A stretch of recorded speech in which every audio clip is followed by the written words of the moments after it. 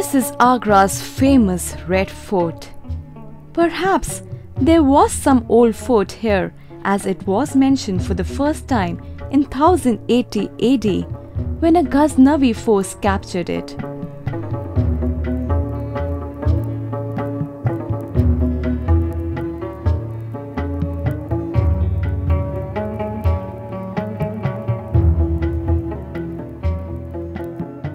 Sikandar Lodi, during 1487 to 1517, was the first Sultan of Delhi who shifted to Agra and lived in the fort.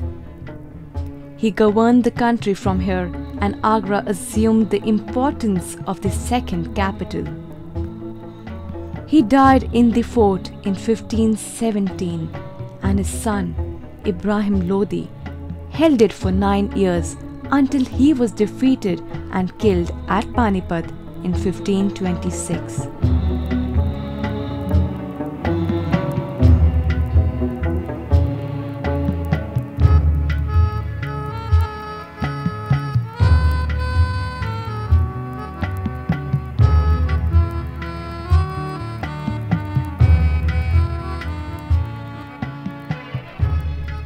Several palaces, wells, and a mosque were built by him in the fort during his period.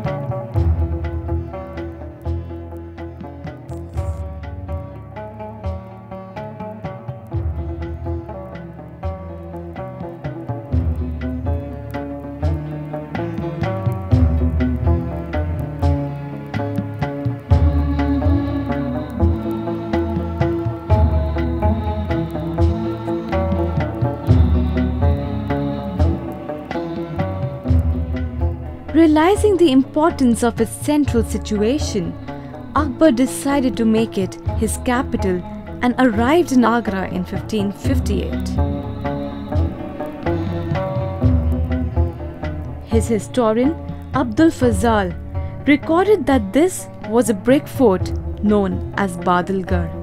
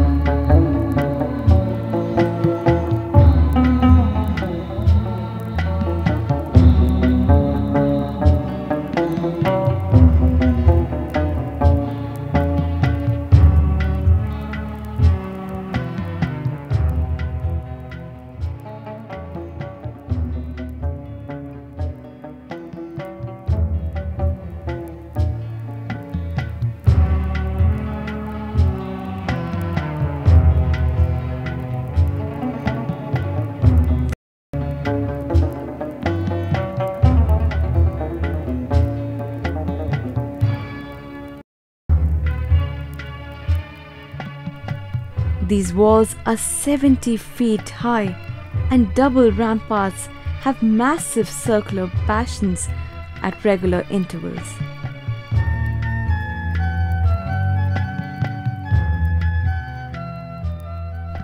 This garden has 85 squares, which are geometrically arranged.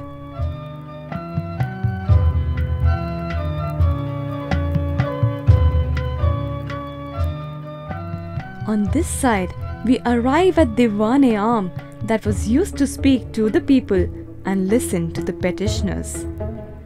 Further down is Diwan-e-Khas, meant to receive kings and dignitaries.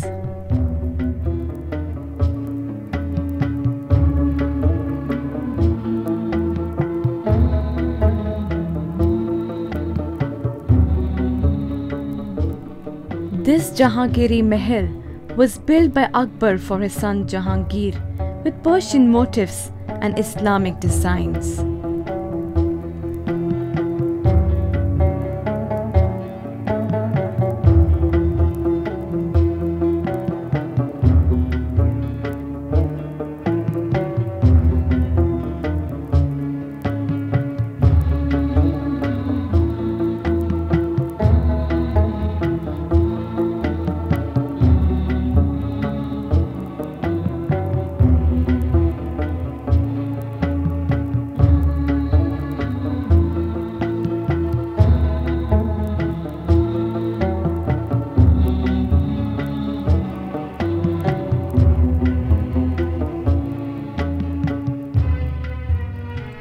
The Khas Mahal is a white marble palace and is known as one of the best examples of painting on marble.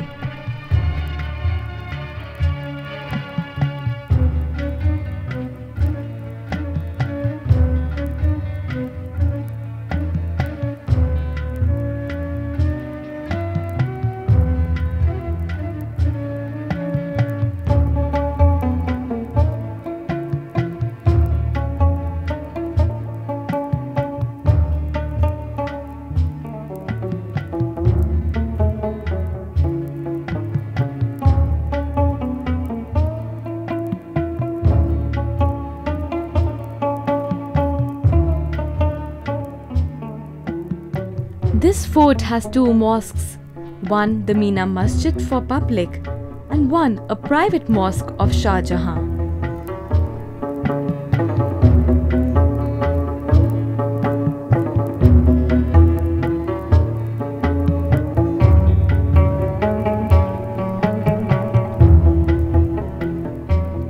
It was only during the reign of Akbar's grandson Shah Jahan that the site finally took on its current state. The legend is that Shah Jahan built the beautiful Taj Mahal for his wife Mumtaz Mahal.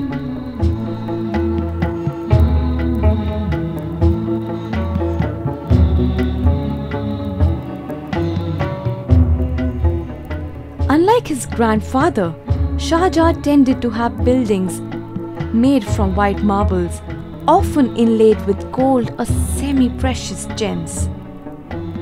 He destroyed some of the earlier buildings inside the fort in order to make his own.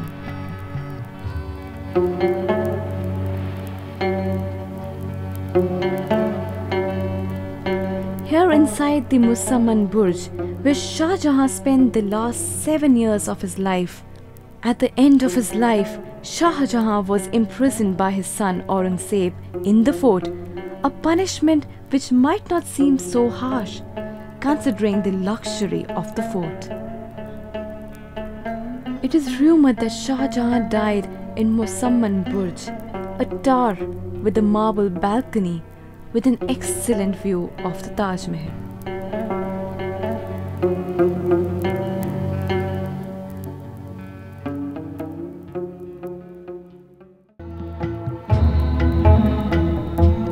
Barely 37 kilometers from Agra, Fatehpur Sikri is associated with the greatest of all the Mughal emperors who ruled India. Akbar ascended to the throne in 1556 at the tender age of 14 years.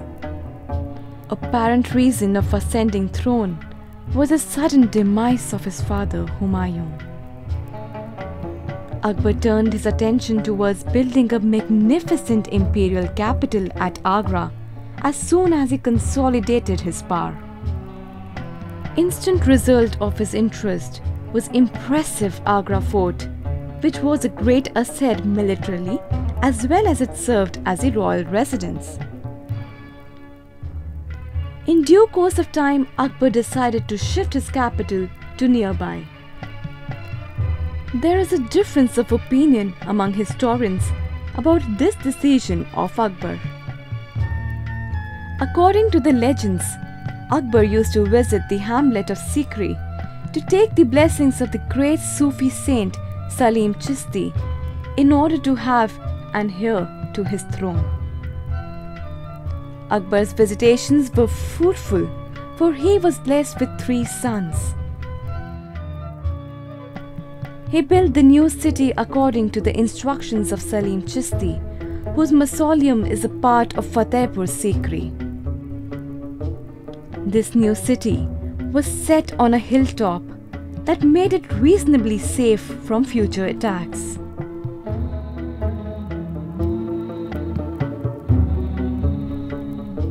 Akbar did not stay in this magnificent city for long, and reasons for deserting Fatehpur Sikri are as much mysterious as was its construction.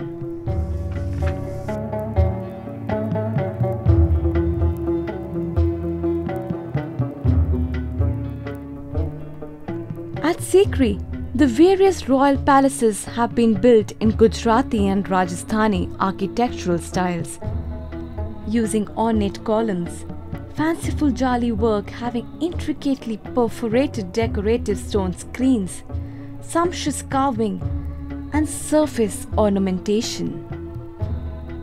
Most of the buildings located inside Fatehpur Sikri are a unique blend of architectural traditions flourishing at that time in India.